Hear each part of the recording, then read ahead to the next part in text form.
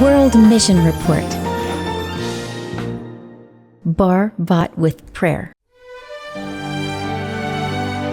Adriana had already established 6 Adventist churches over 15 years in Colombia and was ready to plant another congregation. This new church would be in a poor neighborhood in Bogota, where there already was a small group of Adventists. This small group was the result of the work of Willington, a former alcoholic from the neighborhood who had accepted Christ.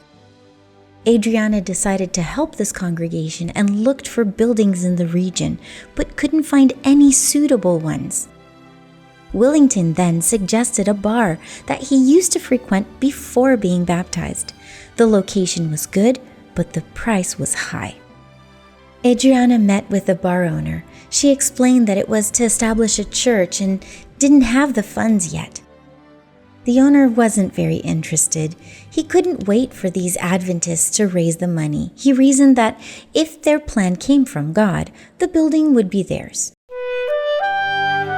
Adriana and the other church members began praying fervently for God to help and started raising money.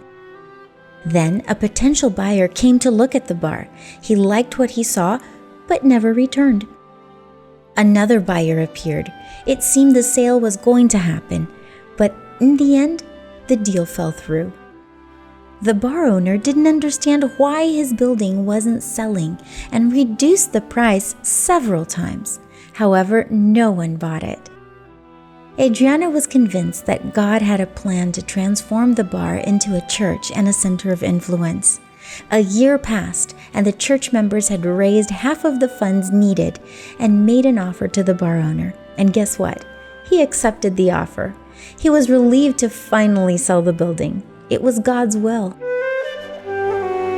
Today, Adriana praises God for the new church and center of influence.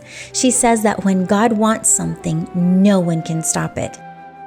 Part of this quarter's offering will help open 2 centers of influence to assist vulnerable children in Colombia. Let's give generously.